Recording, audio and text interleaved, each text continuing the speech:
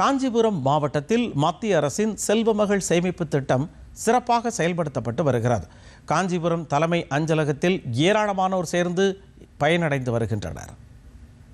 காஞ்சிபுரம் மாவட்டத்தில் மத்திய அரசின் செல்வமகள் சேமிப்பு திட்டம் சிறப்பாக செயல்படுத்தப்பட்டு வருகிறது.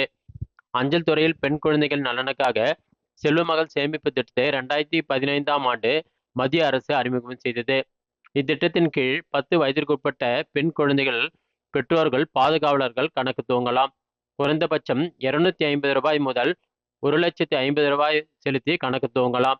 கணக்கு துவங்கிய 21 ஆண்டுகள் முடிவில் முதிர்ச்சி தொகை கிடைக்கும். அதற்கு முன் உயர்கல்விக்காக 10ஆம் வகுப்பு முடித்து அல்லது 18 வயது கடந்தால் 50% தொகை எடுத்துக்கொள்ளலாம். இத்திட்டத்தின் கீழ் காஞ்சிபுரம் அஞ்சல் கோட்டத்தில் ஏராளமானோர் சேர்ந்து பயனடைந்து வருவதாக காஞ்சிபுரம் அஞ்சல் கோட்ட கண்காணிப்பாளர் அருள்தாஸ் தெரிவித்தார். இந்த திட்டத்தின் கீழ் 10 வயதிற்கு உட்பட்ட பெண் குழந்தைகளுக்கு கணக்கு துவங்கி 15 ஆண்டுகள் தொடர்ந்து இந்த கணக்கில் பணம் செலுத்தி வரலாம். 21 வயது நிறைவடைந்த பிறகு முதிர்வு தொகை வழங்கப்படும். பெண் குழந்தையின் 15 வயது நிறைவடைந்த பின்னர் மேற்படிப்பிற்காக இருப்பு தொகையில் பாதி தொகையை எடுத்துக்கொள்ளலாம். இந்த திட்டத்திற்கு வருடத்திற்கு 8.2% அரசு வட்டி வழங்கி வருகின்றது. காஞ்சிபுரம் அஞ்சல் கோட்டத்தில் 2025-26 நடப்பு நிதியாண்டில் இது இன்று வரை 4700 புதிய கணக்குகள் தொடங்கப்பட்டுள்ளன.